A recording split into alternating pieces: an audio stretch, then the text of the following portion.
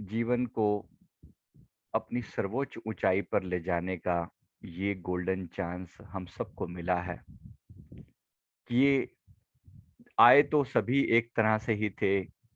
एक ही तरह का बैकग्राउंड है, कहीं ना कहीं उतनी ही गिनती की सांसें सबके पास हैं, लेकिन यहाँ से जाएंगे एक तरह से नहीं जाएंगे। आए थे एक बेसिक गुणों के साथ यहाँ पर, लेकिन अब जो कर रहे हैं ये बहुत ऊंचाई पर जाने के लिए कर रहे हैं।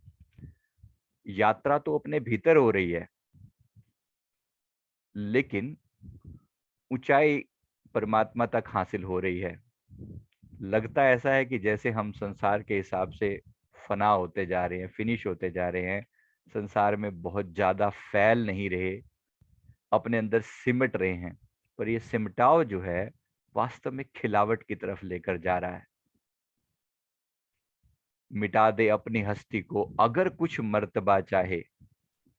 मर्तबा मतलब अगर कुछ बनना चाहता है तो अपनी हस्ती को मिटा दे, कि दाना खाक में मिलकर गुले गुलजार होता है। बीज जो है खाक यानी मिट्टी में मिलकर गुले गुलजार होता है, खिल जाता है। छोटा सा कोई बीज ले लो, किसी भी चीज का, नीम का बीज ले लो, आम का बीज ले लो, है तो इतना सही। जब वो जाता है पता नहीं चलता। अपनी हस्ती को उसने मिटा दिया, समाप्त कर दिया। लेकिन जब वो खिला, आम का बीज डालो ना, कुछ कुछ हफ्ते तक पता ही नहीं चलता कहाँ गया। ऐसे ही कोई ऐसे पेड़ भी होते हैं, अपने आसाम साइड में ऐसे पेड़ होते हैं, 6-6 महीने तक पता नहीं चलता। ऐसे पेड़ भी होते हैं, साल भर भी नहीं पता चलता कि यहाँ कोई बीज डाला गया था। गुम हो जाते हैं, खत्म हो जाते हैं, दुनिया के लिए एकदम गायब हो जाते हैं कि यहाँ कुछ डाला भी था। वो तो जब वो कर क्या रहे होते हैं, जब वो पहली बार उभरना शुरू करते हैं, बाहर निकलती हैं, उनका अस्तित्व जमीन पर आता है। फिर वो जो बढ़ना शुरू करते हैं तो इतनी तेजी से ऐसे जुम जुम जुम करके बढ़ जाते हैं। लोग कहते हैं कि मतलब ये कैसे हो गया। लोग उस तमाशे को देखते हैं, जब आप दुनिया के सामने प्रकट होते हो, लोग आपका वो वाला फॉर्म देखते हैं। जब आप अपने आप को मिटा रहे थे, जब आप अपने आप को खपा रहे थे, जब आप अपने आप पर मेहनत कर रहे थे, वो किसी को याद नहीं रहता। वैसे पेड़ मैं जो बता रहा हूँ, जिनकी बात कर रहा हूँ, आसाम साइड में होते हैं, बहुत ऊंचे 110-10 फीट ऐसे चले जाते हैं, और कुछ कुछ हफ्तों के अंदर पहुंच जाते हैं, 100-100 फीट पहुंच जाते हैं कुछ हफ्तों के अंदर। तो वो कर क्या रहा था पिछले 6 महीने में, जो जमीन के अंदर गड़ा पड़ा था, वो क्या कर रहा था? वो अपने ऊपर मेहनत कर रहा था, अपनी जड़ें गहरी कर रहा था, अपने आप को भीतर से स्ट्रोंग कर रहा था, मजबूत बना रहा था। जब इतना फाउंडेशन उसने बना लिया, जब इतना पावरफुल फाउंडेशन उसने बना लिया, उसके बाद फिर वो ऊपर की ओर उठना शुरू हुआ। याद रखना, संसार में जिसको फेमस होना हो, जिसने ऊंचाइयां हासिल करनी हो, जिसको दुनिया के सामने एकदम खिलकर सामने आना हो, उसको पहले अपने आप को मिटाना पड़ता है, अपने आप को रगड़ना पड़ता है, अपने आप को पूरा, अपनी हस्ती को मिटा देना पड़ता है। आप जो मेहनत करते हो उस समय किसी को कुछ नहीं दिखता, लेकिन जब दुनिया के सामने प्रकट होते हो, जब दुनिया वाह वाह कर उठती है कि क्या बात है, तो वो जो क्या बात है वाली स्थिति तक पहुंचने के लिए आपको अपने ऊपर हार्डवर्क करना पड़ता है। इसका कोई शॉर्टकट नहीं है, इसका कोई आसान तरीका नहीं है। आपको कर क्या रहे हैं हम अपने भीतर उतर रहे हैं, अपने ही भीतर उतरकर अपने ही चक्रों पर मेहनत कर रहे हैं। और ये चक्र क्या हमें क्या कर रहे हैं? एक एक चक्र हमारे अंदर चेतना का वो महाकेंद्र है, जहां पर हमारी अनंत शक्तियां अटकी हुई हैं। ये शक्तियां, पहले हम अपना उसी उन्हीं शक्तियों को एक एक करके एक्टिवेट करते हैं। जैसे उदाहरण के लिए रूट चक्र, आपको पता होना चाहिए, हनुमान जी ने इसी रूट चक्र पर काबू करके, कंट्रोल करके सभी समस्त सिद्धियां पाई। समस्त सिद्धियां, इसमें 8 तरह की सिद्धियां होती हैं, सिर्फ आपको याद दिला रहा हूं। अणिमा, लघुमा, ये सिद्धियां होती हैं। इसका नाम का मतलब क्या होता है? इसका मतलब होता है अपने आप को छोटा कर लेना, आकार में बड़ा कर लेना, एक जगह से दूसरी जगह बिना उसके शरीर के ट्रांसफर हो जाना, उड़ने की सिद्धि पा लेना, ये सिद्धियां होती हैं हमारे ही भीतर। कोई ये बने बनाए भगवान पैदा नहीं होते, भगवान बनते हैं यहाँ आकर। तो वो जो सिद्धियां पैदा होती हैं वो हमारे इन्हीं चक्रों से होती है। मैं हम सिद्धियों के पीछे नहीं दौड़ रहे हैं, लेकिन लेकिन इन चक्रों को इतना तो कंट्रोल कर लें कि ये चक्र हमारी मर्जी से रोटेट हों। इतना अपने शरीर का हिस्सा है ये 7 चक्र, और ये अगर हम अपनी मर्जी से कंट्रोल कर पाए तो सारा जहान अपनी मर्जी से चलाने में सक्षम हो पाएंगे। बात बहुत छोटी सी लगती है, लेकिन इसका इम्पैक्ट बहुत गहरा है। तो अपने इन चक्रों पर मेहनत कर रहे हैं, बेस बना रहे हैं, फाउंडेशन बना रहे हैं, परमात्मा के साथ कनेक्शन स्ट्रॉन्ग कर रहे हैं, जहां से ओरिजिन से हम आए हैं उसके साथ कनेक्शन स्ट्रॉन्ग कर रहे हैं। और फाइनली ये यात्रा हो रही है बुद्धत्व की तरफ। एक दिन ऐसा आएगा, ये खिल उठेगा भीतर, जो ये चांद चमक रहा है आज दुनिया को दिख रहा है, कभी ये उस काली स्याह अंधेरों में से गुजरा हुआ है। आज चांद चमकता है तो लोगों को दिखता है, लेकिन वो अमावस्या की काली रात भी इसी चांद ने देखी थी। तो वो अमावस्या की काली रात से हम सबको गुजरना होता है। अभी वही अंधकार है भीतर, आंखें बंद करो तो प्रकाश कहाँ दिखता है, किसी विरले को दिखता होगा। लेकिन एक समय आएगा, आंखें बंद करोगे, नूरो नूर, प्रकाश ही प्रकाश हो जाएगा। फिर आप कह पाते हैं कि मैं समस्त ब्रह्मांड का प्रकाश हूं, मेरे भीतर है सोहम शिवोहम। वही हूं मैं, वही हूं मैं जिसकी मैं तलाश कर रहा हूं, जहां मैं जाना चाहता हूं। मेरा अस्तित्व खिल उठेगा भीतर से, खिल रहा है।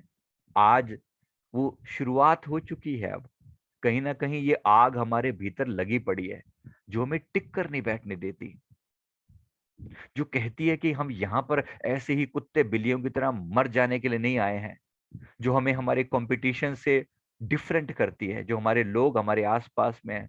और मकान इकट्ठा कर लो, एक यहाँ ले लिया एक और बना लो, ऐसे करके ये 2 BHK था तो 3 BHK हो जाए, 4 BHK हो जाए, नीचे था तो ऊपर बना लो, ऐसा कर लो, महल बना लो, फलाना कर लो। एक गाड़ी थी तो 2 गाड़ी हो जाए, यहाँ लिया था तो वहां बन जाए, एक फैक्ट्री थी 4 फैक्ट्री हो जाए। इस संसार के अंदर कंपटीशन चल रही है, लेकिन यहाँ पर एक साधक जो है साधक जो है एक तरफ वो संसार के साथ बैलेंस बनाकर चलता है।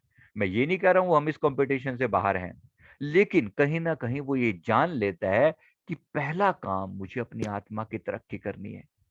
पहला काम, ऐसा ना हो सारा कुछ मिल जाए, सारा कुछ मिल जाए और लास्ट में हिसाब किताब पूछा जाए कि भैया जिस काम के लिए तुझे भेजा था क्या आत्मा की तरक्की करी, और फिर आपके पास कुछ भी ना हो बताने के लिए। नहीं, फिर लानतें भेजी जाती हैं, दुत्कारा जाता है, धिक्कार दिया जाता है, वो आत्माएं भटक रही होती हैं।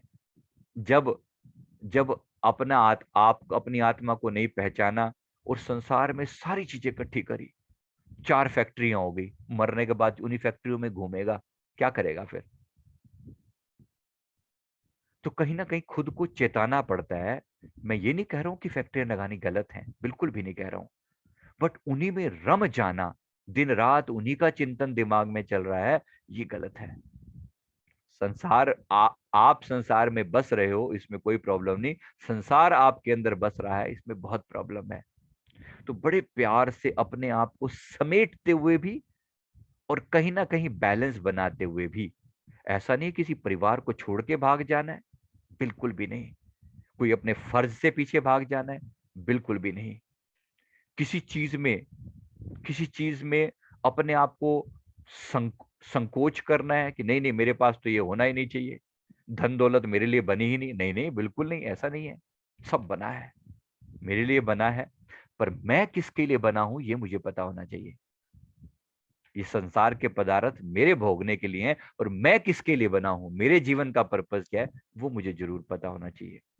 पर्पस है अपनी आत्मा का सर्वोच्च लेवल पर लेकर जाना, कल्याण करना अपनी आत्मा का, वो पर्पस नहीं भूलना। जो मर्जी हो जाए, जैसा मर्जी हो जाए। और ये आग लगी हुई थी तभी आप यहां तक पहुंचे हैं, बिना आग के आप नहीं आ सकते यहां पर। लगी हुई थी ना आग, लगी हुई थी, समझ में आता है? हम संसार के बीच रहकर भी संसार के साथ हमारी बहुत ज्यादा सेटिंग नहीं बैठती। होता है? समझ में आ रही है मेरी बात, मैं क्या कह रहा हूँ? कहीं ना कहीं मन कचोटता है और ये बोलता है कि सब कुछ यहीं पर नहीं है, यही जो चल रहा है ये सच्चाई नहीं है।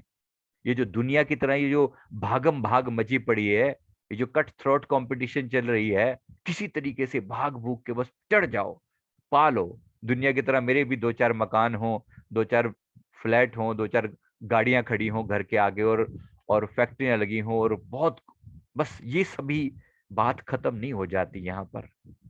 क्योंकि मृत्यु के समय में जितना फैलाव होगा उतना ज्यादा समेटने में दिक्कत होगी। एक साधक क्या करता है, सारी चीजों के बीच रहता हुआ भी उसे याद रहता है, मृत्यु याद रहती है। दो बातों को भूल मत, जो चाहे कल्याण, नारायण एक मौत को, और दूजे श्री भगवान। वो भूलता नहीं है, अपने भगवान को नहीं भूलता, अपने जीवन के पर्पस को नहीं भूलता, और अपने मौत को नहीं भूलता। जिसको डेथ याद है उसको सब कुछ याद है, क्योंकि एक दिन सब कुछ यूं का यूं खत्म हो जाता है। उस चीज को याद करते हुए आज वो सतर्क रहता है, सतर्क रहता है कि मैं व्यर्थ नहीं करूंगा अपना समय, सारे काम करूंगा लेकिन अपने पर्पस को याद रखूंगा। चलिए अपने पर्पस पे उतरते हैं। पर्पस क्या है? अपनी आत्मा को खिलावट में लेकर आना, मैक्सिमम हाईएस्ट लेवल पर पहुंच जाना, हाईएस्ट लेवल पर पहुंच जाना, अपनी आत्मा को ऊंचाई पर उठाना। तो एक एक चक्र जो है वो लॉक पड़ा हुआ है, उसमें हमारे कर्म अटके हुए हैं। इन चक्रों पर थोड़ी सी मेहनत करते हैं और देखो कैसे कैसे करके खुल जाते हैं। ये लॉक हैं, ये खुलेंगे। यहाँ पर जड़ और चेतन की गांठ पड़ी हुई है। जड़ चेतन की गांठ समझ में आती है? इसका मतलब पंखा होता है, पंखा। पंखा जो घूमता है, उसमें घूमने वाला जो पार्ट है, जो मशीनरी है, वो जड़ है या चेतन है? जड़ है। वो जड़ है, वो चैतन्य शक्ति नहीं, अपने आप नहीं चल सकता वो। चैतन्य वो जो खुद से चल पाए। वो पंखा है तो जड़, लेकिन उसको चलाने वाली सत्ता वो है बिजली, जो पीछे चला रही है उसे। जब वो बिजली वहां उसको लगती है तो वो घूमने लगता है। हम कहते हैं पंखा घूम रहा है, पंखा घूम नहीं रहा, पंखे को घुमाया जा रहा है। इंसान चल रहा है, इंसान चल नहीं रहा, इंसान को चलाने वाली सत्ता भीतर बैठी है। वो सत्ता हम हैं। हमें अब तक ये लगता था कि हम ये देह हैं, हम धीरे धीरे पहचान रहे हैं कि हम इस देह को चलाने वाली पावर हैं। तो उस पावर को पहचानने का तरीका क्या है? उसी के लिए हम ध्यान बाहर से भीतर की ओर समेट रहे हैं, और इन इन चक्रों को भीतर चलाने की ताकत में लेकर आ रहे हैं। हम उस ताकत को पहचान रहे हैं जो चला रहा है इसे। अभी तक ये लग रहा था केवल ये केवल शरीर चल रहा है, अब इसे चलाने वाली ताकत पर भरोसा कर रहे हैं। उसी पर हमें, उसी से कनेक्ट होना ही बुद्धत्व की तरफ यात्रा है, और उसी में लीन हो जाना ही आत्मा का परमात्मा में लीन हो जाना है। उलट समाना आप में, कबीर साहब जी कहते हैं उलट समाना आप में। बाहर से ध्यान को समेटा और भीतर लगा लिया। फिर प्रगति ज्योत अनंत, ऐसा समय आया, उलट समाना आप में, प्रगति ज्योत अनंत, कि सेवक स्वामी एक मत खेले सदा बसंत। पहले ध्यान को बाहर से हटाया, भीतर लगाया। फिर भीतर जब लगाया तो बसंत खिल गई, ऐसा लगा जैसे सब कुछ पा लिया हो। उलट समाना आप में, खुद से खुद में समा गया। तो पहले ध्यान को बाहर से हटाकर भीतर लगाओ, और फिर एक एक चक्र को फील करो, अपनी मर्जी से रोटेट करो। ये चक्र क्या है? ये चक्र ऐसे ही रोटेशन जैसे डिस्क है, जैसे मैंने पंखे का उदाहरण दिया, घूमने वाली डिस्क है, लेकिन अपने आप नहीं घूमता, वो घुमाना पड़ता है। इसको घुमा लिया, सारे गुण कंट्रोल में आ गए। रूट चक्र के कंट्रोल में कौन कौन से गुण हैं? रूट चक्र के कंट्रोल में है आपका सर्वाइवल, आपकी करेज, हिम्मत, ताकत, पावर, एक्टिवनेस। ये रूट में है। अगर ये नहीं होगा तो आपका रूट अगर गड़बड़ हुआ तो आपके अंदर हिम्मत नहीं होगी, करेज नहीं होगा, डामाडोल रहेंगे बार बार, और आपका कहीं ना कहीं इम्बैलेंस बना रहेगा। आप संसार के अंदर बुरी तरह से फंसे रहेंगे। जिनका रूट कंट्रोल में नहीं आता वो आलसी हो जाते हैं, एक्टिव नहीं होते। जिसका रूट ठीक हो गया वो एक्टिव हो जाएगा, एनर्जेटिक होएगा। फिर सैक्रल चक्र, स्वादिष्ठान चक्र। स्वादिष्ठान चक्र जो है वो नाभि से 3 इंच नीचे, वो जो चक्र है वो क्रिएटिविटी का चक्र है। क्रिएट करता है चीजों को, वो आपके अंदर जो उत्साह पैदा करता है, जो जीवन की ललक पैदा करता है, जीने की इच्छा पैदा करता है, जीवेशना पैदा करता है, वो सैक्रल चक्र जीवन में वो उत्साह भर देता है, आग भर देता है। माफ करना, इसी चीज को लोग सेक्सुअलिटी से भी जोड़ते हैं। है ये चक्र, उसको भी कंट्रोल करता है, लेकिन मेन जो मकसद है जीवन में उत्साह पैदा करना, जोश पैदा करना, तो उसको भी एक्टिव करना है, पॉजिटिवली एक्टिव करना है। ध्यान नेगेटिव चीजों से हटकर पॉजिटिव में आ जाए, काम वासना से हटकर राम में बदल जाए। ये सैक्रल चक्र को एक्टिव करने का मतलब। मणिपुर चक्र, नाभि के से 2 इंच ऊपर, ये चक्र है आपके पद, यश, धन, मान सम्मान, कॉन्फिडेंस, विल पावर दिलवाने का। इस पर एक्टिवेट किया, इस पर मेहनत करी, थोड़ी सी एक्टिवेट हो जाएगा और ये आपकी विल पावर को स्ट्रांग बना देगा, पावरफुल बना देगा। जो जो तरह तरह की मन के अंदर डर लगता है, फियर होते हैं, फोबियाज होते हैं, सब समाप्त हो जाएंगे। फिर इसके बाद हृदय चक्र आता है। हृदय चक्र चेस्ट के सेंटर में ग्रीन कलर का ऊर्जा का भंडार है। ये जब एक्टिवेट होता है तो ये आपके अंदर प्रेम पैदा करता है, यूनिवर्सल लव, सेवा का भाव पैदा करता है। वो कहता है कि मैं केवल अपने लिए नहीं बना, मुझे दूसरों के लिए भी बहुत कुछ करना है। अपने लिए जिए तो क्या जिए, तो जिए दिल जमाने के लिए, ये हृदय चक्र बोलता है। तो इस हृदय चक्र को बैलेंस करना है। ये बैलेंस नहीं होगा तो गुस्सा आएगा, ये बैलेंस नहीं होगा तो दुनिया के साथ अंडरस्टैंडिंग में प्रॉब्लम होगी, रिश्ते निभाने में दिक्कत आएगी। इसको बैलेंस करना है, संसार के बीच में रहते हुए परफेक्टली ऊपर की ओर यात्रा भी करनी है। फिर इसके ऊपर आया थ्रॉट चक्र। थ्रॉट चक्र है ज्ञान का, कम्युनिकेशन का, कनेक्ट करने का, अपनी भाषा को एक्सप्रेस कर पाने का, अपनी वाणी बोल पाने का, ज्ञान जानने का चक्र है। ये चक्र एक्टिवेट हुआ तो ज्ञान पैदा होने लगा, अपने भीतर से स्वतः ज्ञान आने लगेगा। अभी भी एक्टिव है आप में से अनेक लोगों का, ऐसा नहीं है कि एक्टिव नहीं है। तो बहुत कुछ है, बहुत कुछ अभी हम करेंगे। फिर इससे ऊपर आया ध्यान चक्र, आज्ञा चक्र। यहाँ अपने इष्ट गुरु भगवान और जन्मों जन्मों के पड़े हुए संस्कार वो यहाँ पड़े हैं। इस पर हमारी सबसे ज्यादा मेहनत है, इसीलिए इस क्लास का नाम थर्ड आई एक्टिवेशन है, क्योंकि यहाँ सबसे ज्यादा हार्डवर्क करना पड़ता है।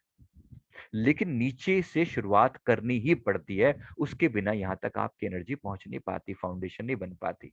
इसलिए नीचे से धीरे धीरे यात्रा लेकर आते हैं यहाँ तक। फिर उसके बाद है क्राउन। क्राउन है परमात्मा की ब्लेसिंग्स, बड़ों की ब्लेसिंग, गुरुजनों की ब्लेसिंग। फिर हम ऊपर की यात्रा करते हैं। आइए इस यात्रा की शुरुआत करते हैं। एक एक चक्र पर मेहनत करेंगे, एक एक चक्र को अपनी मर्जी से, अपनी ताकत से घुमाएंगे, अपनी पावर से घुमाएंगे। और फिर देखो किस तरीके से आप रिजल्ट निकलता है अपने भीतर। हर चक्र का बीज मंत्र है, बीज मंत्र की चैंटिंग करना और उस चक्र को घुमाने का प्रयास करना। राइट, आइए ये यात्रा शुरू करते हैं।